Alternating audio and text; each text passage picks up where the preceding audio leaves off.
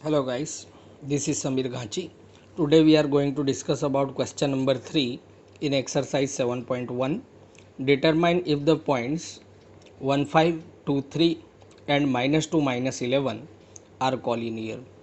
Friends अपने को determine करना है कि ये जो पॉइंट्स गिवन है वो कॉलिनियर है। अब कॉलिनियर है कि नहीं वो चेक करना है, तो पहले कॉलिनियर को समझना पड़ेगा। कॉलिनियर का मतलब मान लीजिए कि ये एक लाइन है हमारे पास ए बी और उसमें कोई पॉइंट है उसी लाइन पे सी। तो यहाँ पे आप देख सकते हो कि अगर ए सी और बी सी ये दोनों का अगर हम प्लस करेंगे ए सी प्लस बी सी तो हमें ए बी मिल जाएगा कंप्लीट।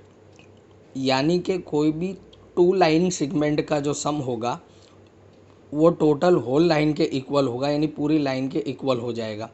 इसी तरीके से ये जो है वो कोई भी 3 पॉइंट्स के कोऑर्डिनेट्स गिवन है तो इसमें कोई भी 2 कोऑर्डिनेट के बीच का जो डिस्टेंस है उनका सम थर्ड के इक्वल आ जावे तो ये भी कॉलिनियर हो जाएंगे। चलिए इसे एक एग्जांपल के थ्रू समझते हैं, इसको हम सॉल्व करते हैं। मान लीजिए कि ए के कोऑर्डिनेट हमें गिवन है 1, 5 और बी के कोऑर्डिनेट आपको गिवन है 2, 3 और सी के कोऑर्डिनेट है -2, -11। ओके, अब मैं पहले ये लाइन सेगमेंट के अंदर ए बी के बीच का डिस्टेंस फाइंड करता हूँ। ए बी स्क्वायर का फॉर्मूला आपको पता ही है, लास्ट टाइम मैंने बताया था x1 minus x2 whole square plus y1 minus y2 whole square. Okay, ये फॉर्मूला मैंने पुट कर दिया है। अब ए बी के बीच की बात हो रही है तो ये x1 हो जाएगा, ये y1 हो जाएगा, ये x2 है और ये y2 है। हम इस तरीके से याद रखेंगे। चलो x1 तो x1 है 1 माइनस x2 यानी 2 है उसका whole square plus y1 minus y2 यानी 5 माइनस 3 का होल स्क्वायर। y1 5 है और y2 हमारे पास 3 है। 1 माइनस 2 यानी -1 का square we can write plus 5 minus 3 यानी 2 का स्क्वायर। -1 का स्क्वायर होता है 1 और 2 का स्क्वायर होता है 4। 1 प्लस 4 यानी क्या हो जाएगा 5। This is the value of A B square. A B is equal √5 हमारे पास आंसर आ गया। ओके, ये तो ए बी के बीच का डिस्टेंस फाइंड किया है। अब हम बी सी के बीच का डिस्टेंस फाइंड करते हैं तो बी सी स्क्वायर का भी हमारे पास फॉर्मूला है। अब बी सी के बीच की जब बात आएगी तो x1 हमारा ये हो जाएगा, ये हमारा y1 है। अब ये x1 y1 x2 और y2 once again x1 minus x2 square plus y1 minus y2 whole square. Okay, what is the value of x1? x1 है हमारे पास 2 माइनस x2 -2 है। ओके, उसका मैं होल स्क्वायर कर देता हूँ plus y1 minus y2।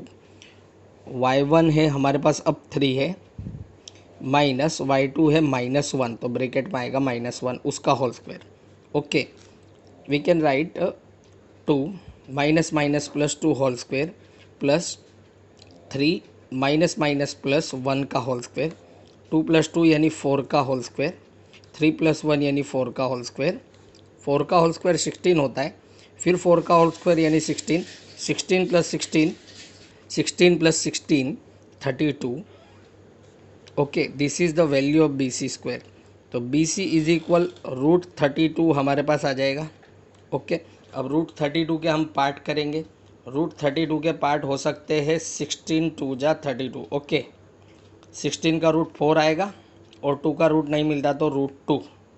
Okay, ये आ गया हमारे पास बी सी। दो डिस्टेंस आपने फाइंड कर लिए, ए बी और बी सी, ए बी और बी सी। अब मैं ए सी फाइंड करता हूँ, यानी ए और सी के बीच का डिस्टेंस। तो यहाँ पे फाइंड कर लेते हैं हम ए सी के बीच का डिस्टेंस। ओके, तो यहाँ पे हम फॉर्मूला पुट करेंगे A C square is equal x1 minus x2 square plus y1 minus y2 whole square. Okay, अब ए और सी के बीच की बात हो रही है तो x1 ए के लिए यही होगा, ये y1, सी के अंदर ये x2 है और ये y2 है।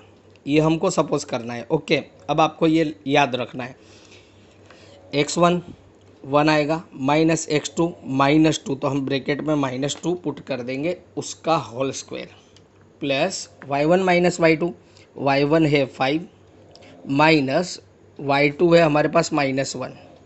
ओके, तो यहाँ पे हम पुट करेंगे अब -1। क्लियर फ्रेंड्स, उसका भी whole square. You can write 1 + 2 whole square 5 plus 1 whole square. Okay, 1 plus 2 यानी 3 का स्क्वायर, 5 प्लस 1 यानी 6 का होल स्क्वायर। 3 का होल स्क्वायर 9 होता है, 6 का होता है 36। 36 प्लस 9 यानी 44। This is the value of A C square. So A C is equal in square root of 44 हो जाएगा, और 44 का मतलब होता है 11 मल्टीप्लाई बाय 4। अब 4 का रूट आप इजीली निकाल सकते हो, 4 का रूट होता है 2 under root 11। This is A C. Okay, हमारे पास तीन डिस्टेंस आ गए हैं, ए बी, बी सी और एक ए सी। आप देख सकते हो कोई भी दो साइड के इक्वल थर्ड साइड नहीं होती है।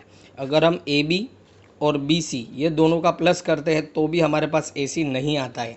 कोई भी दो साइड ए सी प्लस बी सी भी आप करते हो तो आपको ए बी के इक्वल नहीं मिलेगा। तो ये पॉइंट कोलिनियर नहीं होते, ये एक लाइन पे नहीं आते। These are non collinear. So we can write A B plus B C not equal AC. That means these are not collinear.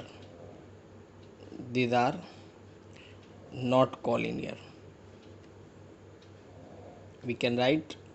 Okay friends, example 1 have completed. अब क्वेश्चन नंबर 4 है। Question number 4 के अंदर हमें check करना है, check whether 5 - 2, 6 4 and 7 - 2 are vertices of an isosceles triangle.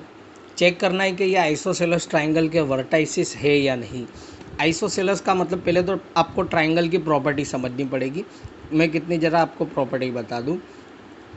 अगर all sides are equal, all sides are equal तो उसको बोलते हैं इक्विलेटरल। तो हम उसको बोलेंगे इक्विलेटरल। अगर टू साइड्स इक्वल है, टू साइड्स इक्वल है यानी सेम मेजर आता है टू साइड्स का, तो ऐसे ट्राइंगल को हम बोलते हैं आइसोसेलेस। ओके, आपको ये याद रखना है। अगर दो साइड इक्वल हो जाती है तो इक्विलेटरल ट्राइंगल, और अगर टू साइड्स इक्वल होती है तो उसको बोलते हैं आइसोसेलेस ट्राइंगल। और टू साइड के स्क्वायर के सम के इक्वल थर्ड साइड का स्क्वायर मिल जाए तो वो होता है राइट एंगल ट्राइंगल। वो आपको पाइथागोरस का लॉ याद रखना है, वो भी हम प्रॉपर्टी में देखेंगे। यस, पहले तो मुझे वेरीफाई करना है कि ये आइसोसेलेस ट्राइंगल के वर्टाइसिस है या नहीं। तो मान लीजिए कि ए का जो मेज़र है वो 5 - 2 है, और बी का जो मेज़र है वो 6 4 है, और सी का मेज़र जो है वो 7 - 2 है। ओके, तो यहाँ पे क्या करूँगा कि ये किसी ट्राइंगल के एक वर्टाइसिस है, ए बी और सी। ओके, जिसमें ए के वर्टाइसिस 5 - 2 है, बी के वर्टाइसिस 6 4 है, और सी के वर्टाइसिस 7 - 2 है। तो यहाँ पे क्या होगा कि कोई भी दो डिस्टेंस इक्वल आ जाएंगे तो ये आइसोसेलेस हो जाएगा। यानी ए बी इक्वल ए सी आ जावे, या A B equal B C आ जावे, या ए सी इक्वल बी सी आ जावे, इसके इक्वल ये आ जावे तो भी आइसोसेलेस हो जाता है। तो हम क्या करेंगे कि पहले ए बी के बीच का डिस्टेंस फाइंड करेंगे, फिर बी सी के बीच का डिस्टेंस फाइंड करेंगे, और ए सी के बीच का डिस्टेंस फाइंड करेंगे। और अगर कोई भी दो डिस्टेंस इक्वल आ गए तो ये आइसोसेलेस ट्राइंगल हो जाएगा। तो पहले मैं ए बी के बीच का डिस्टेंस फाइंड करता हूँ, यानी A B square. A B square का फॉर्मूला आपके पास है x1 - x2 square plus y1 - y2 whole square. Okay, चलिए x1 ये x1 है, ये y1 है, और ये x2 और ये y2 है। ओके, ये तो आपको पता है ना, ए बी के बीच का फाइंड करते हैं तो इस तरीके से हम इसको नंबर दे सकते हैं। x1 यानी 5 है, माइनस x2 यानी 6 है, उसका whole square, plus y1 - y2। अब हमारे पास y1 जो है वो -2 है तो हम -2 रखेंगे, माइनस y2 4 है। ओके, ये रख दिया इसका होल स्क्वायर। क्लियर फ्रेंड्स, 5 - 6 यानी -1 का whole square, plus minus minus plus, तो 6 और 4 -6 हो जाएगा, सॉरी 2 और 4 -6 हो जाएगा, उसका भी होल स्क्वायर। -1 का स्क्वायर 1 होएगा, प्लस -6 का स्क्वायर 36। सो 36 + 1 यानी 37 आ गया। This is the value of A B square. तो हमें तो ए बी फाइंड करना है, तो ए बी इज इक्वल √37 आएगा। ओके, स्क्वायर वहाँ गया तो रूट हो जाएगा। अब इसी तरीके से मुझे बी सी स्क्वायर फाइंड करना पड़ेगा, यानी बी और सी के बीच का डिस्टेंस। तो अब देखिए, ये बी के कोऑर्डिनेट है और ये सी के कोऑर्डिनेट है। तो बी के लिए x1 ये है, और ये y1 है, और ये x2 और ये सी के लिए y2 है। ओके, वापस से वही फॉर्मूला हम लगाते हैं फिर से, x1 - x2 whole square plus y1 - y2 whole square. Okay, what is the value of x1? x1 की जो वैल्यू है वो हमारे पास अब 6 है, माइनस x2 की वैल्यू 7 है, तो -7 plus y1 minus y2, y1 की जो वैल्यू है वो 4 है, ओके, और y2 की वैल्यू -2 है। Clear friends? इस तरीके से मैंने वैल्यू पुट कर दी। 6 - 7 यानी -1 का square plus 4 minus minus plus 2 का होल स्क्वायर, -1 का स्क्वायर 1 हो जाएगा, प्लस 4 + 2 यानी 6 का होल स्क्वायर। 6 का होल स्क्वायर होता है 36, ओके। 1 + 36 यानी 37। This is the value of BC square. We would like to find the value of BC, तो स्क्वायर वहाँ जाएगा तो रूट हो जाएगा यानी √37। अब आपको कुछ समझ में आ रहा होगा कि AB की वैल्यू √37 और BC की भी वैल्यू √37। यहाँ पे 2 साइड्स कॉमन आ गई है, तो ये ऑलरेडी ये बात तो अब तय हो गई कि ये आइसोसेलेस ट्राइंगल हो गया है, क्योंकि यहाँ पे 2 साइड इक्वल आ गई है। लेकिन मैं थर्ड साइड भी फाइंड कर लेता हूँ, AC के बीच का डिस्टेंस। तो देखते हैं, चलिए। AC स्क्वायर इज इक्वल, वापस से मैं फॉर्मूला लगाता हूँ, x1 - x2 square plus y1 - y2 whole square. Clear? अब देखिए, A और C की बात हो रही है, तो A के लिए x1 y1 तो ये है ही है, और C के लिए x2 y2 ये है ही है, ओके। x1 की जगह मैं पुट करूँगा 5 माइनस x2 की जगह पुट करूँगा 7, उसका होल स्क्वायर, प्लस y1 की वैल्यू हमारे पास -2, ओके।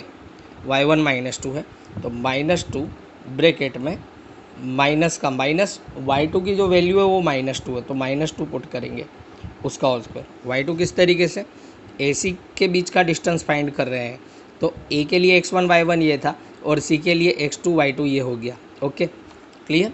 नाउ 5 - 7 यानी -2 का square plus -2 minus minus +2 whole square, -2 का स्क्वायर 4, -2 + 2 यानी 0, और 0 का स्क्वायर हो जाता है 0, तो आंसर आ गया 4। This is the value of AC square.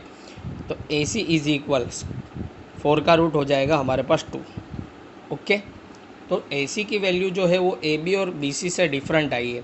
अगर ACB √37 हमारे पास आ जाता, फिर ये इक्विलेटरल ट्राइंगल हो जाता, लेकिन अभी यहाँ पे ओनली 2 साइड्स इक्वल है। That means we can write AB is equal BC, okay. ये 2 साइड हमारे पास इक्वल आ गई है, √37 और √37। So the given vertices are the vertices of isosceles triangle, ये आपको याद रखना है। Clear friends? नेक्स्ट लेक्चर के लिए आपको कुछ क्वाड्रिलेटरल के लिए प्रॉपर्टी याद रखनी है कि अगर ऑल साइड इक्वल हो जाती है, all sides are equal, all sides are equal, तो वो स्क्वायर हो जाता है, ओके। क्योंकि स्क्वायर की प्रॉपर्टी आपको ये बात पता होनी चाहिए कि स्क्वायर के अंदर ऑल साइड्स आर इक्वल और डायगोनल्स आर ऑल्सो इक्वल, तो वो स्क्वायर है। अगर ऑल साइड्स डिफरेंट है तो वो हो जाता है जनरल क्वाड्रिलेटरल। अगर सभी साइड आपके पास डिफरेंट आती है तो वो जनरल क्वाड्रिलेटरल है। लेकिन ऑपोजिट साइड अगर इक्वल है, ऑपोजिट साइड्स इक्वल है, सामने सामने की इस तरीके से, इसके इक्वल ये है और इसके इक्वल ये हो जाएगी, तो फिर ये पैरेललोग्राम होता है। पता है ना? ये आप लास्ट ईयर कंप्लीट करके आए हैं चैप्टर 8 के अंदर 9th स्टैंडर्ड में, तो ये प्रॉपर्टी आपको याद रखनी है। इसके ऊपर से नेक्स्ट एग्जाम्पल हम करेंगे। जब तक के लिए आप ये प्रैक्टिस करिए, और ये 2 सम आपको कंप्लीट करने हैं, ओके। Thank you.